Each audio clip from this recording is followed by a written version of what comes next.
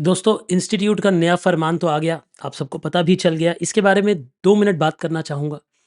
कुछ बातों का आपको ध्यान रखना चाहिए, आगे बढ़ते हुए, आगे चलते हुए। देखिए, पहली बात तो ये है कि अगर मुझे कुछ बच्चों ने मैसेजेस करके पूछा कि सर आपका इस पे क्या राय है? देखो, मुझे ऐसा लगता है कि अचानक से बैठे-बैठे पहले 3 एग्ज़ाम्स कर दिए, फिर उन 3 एग्ज़ाम्स को वापस से 2 एग्ज़ाम कर दिया 1 साल में। थोड़ा अनप्रोफेशनल एटीट्यूड तो है। और इस अनप्रोफेशनल एटीट्यूड की वजह से मुझे ऐसे लगता है, देखो लॉन्ग टर्म में तो जिन बच्चों का नेक्स्ट ईयर एग्जाम है वो तो definitely they can take care. वो अपने आप को उसी हिसाब से प्रिपेयर कर लेंगे। कुछ 1-2 महीने आगे और पीछे उनका रिजल्ट आएगा। किसी के 2 महीने जल्दी एग्जाम हो जाएँगे, किसी के 2 महीने लेट होंगे। ये 2027 वालों की बात कर रहा हूँ। लेकिन इस सब से जो असली इम्पैक्ट पड़ेगा वो उन बच्चों को पड़ेगा जिन्होंने 2026 में एग्ज़ाम देना है। मेरी कुछ बातों को ध्यान से देखिएगा।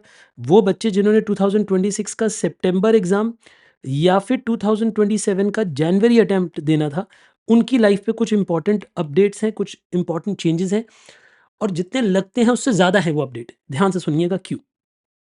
जिन बच्चों ने, पहले मैं बात कर रहा हूँ उन बच्चों से जिन्होंने ग्रुप 2 देना है और ग्रुप 2 में डीटी आता है, डायरेक्ट टैक्स आता है और डायरेक्ट टैक्स के साथ एक चेंज है। आपको ये बात पता होगी कि मई 2027 के एग्ज़ाम से न्यू कोर्स आ जाएगा, मतलब न्यू एक्ट लगना लग जाएगा एग्ज़ाम के लिए।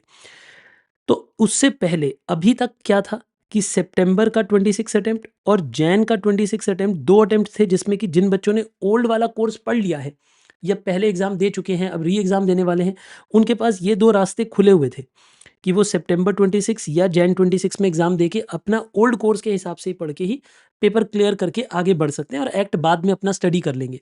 लेकिन अब क्या होगा, अब ये दोनों अटेम्प्ट जुड़कर सिर्फ़ एक ही अटेम्प्ट बन जाएगा, नवंबर 26 का अटेम्प्ट। तो यानी आपके पास, देखो अगर आप मई दे रहे हो तब तो आपकी वैसे ही लाइफ सॉर्टेड है, क्योंकि आपने तो मई में ही एग्जाम देना था, उसी की तैयारी की है, उसी की प्रिपरेशन कर रहे हो, उसी का पेपर देना है, बात खत्म।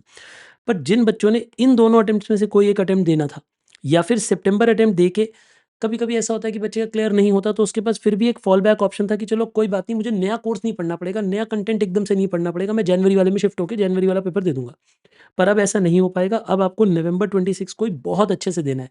मैं अभी उन बच्चों से बात कर रहा हूँ, किनसे? जिन्होंने ग्रुप 2 के पेपर देने हैं और जिन्होंने ओल्ड कोर्स की डीटी पढ़ ली है और वो उसी का पेपर देना चाहते हैं, क्योंकि उसका मटेरियल ज़्यादा अवेलेबल है, उसकी बुक्स ज़्यादा अवेलेबल है, उसके पुराने क्वेश्चन पेपर्स, प्रैक्टिस मटेरियल सब कुछ अवेलेबल है।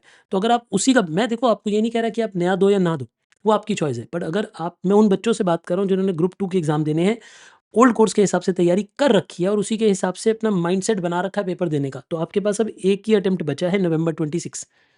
तो प्लीज़ अच्छे से पढ़ना, इतने अच्छे से पढ़ना कि ग्रुप 2 तो आपका निकल ही रहा हो, कुछ भी हो जाए, कुछ भी हो जाए। ठीक है जी? और देखो, थोड़ा तो अनप्रोफेशनल एटीट्यूड है क्योंकि बहुत सारे बच्चों की ना लाइफ़्स इस पे चेंज हो जाती है। थाउज़ेंड्स ऑफ स्टूडेंट्स एग्ज़ाम दे रहे होते हैं। तो आप ऐसे कैसे, किसी बच्चे की लाइफ़ में 2 महीने आगे चला जाएगा पेपर?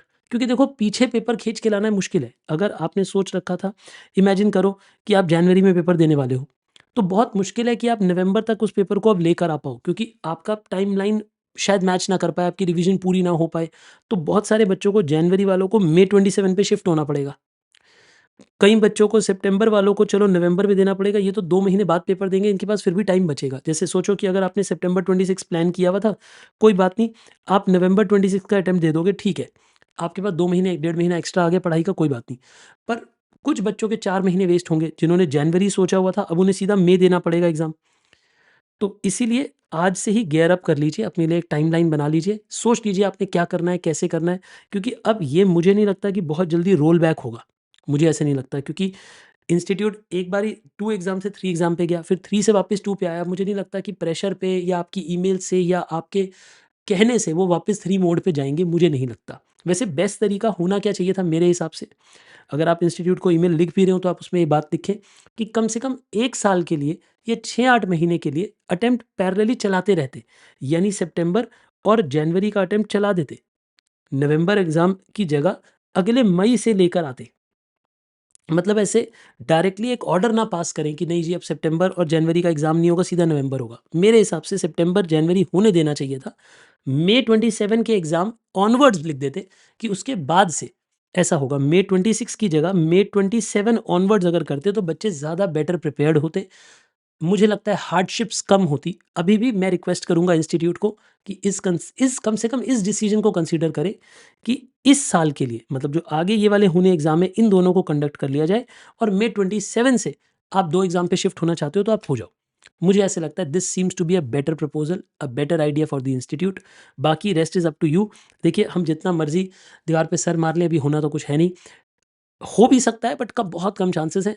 मेरा मानना है कि इस वक्त अपनी टाइमलाइन बनाइए, उस पे पढ़ाई करनी स्टार्ट करिए। मेरे से कोई हेल्प की ज़रूरत हो तो आप मुझे ज़रूर बताइएगा। आपको हमारी रिवीजन सीरीज़, ब्रह्मास्त्र सीरीज़ इसी चैनल पे मिल जाएगी। अगर एएफएम रिवाइज़ करनी हो ज़रूर कर लीजिएगा।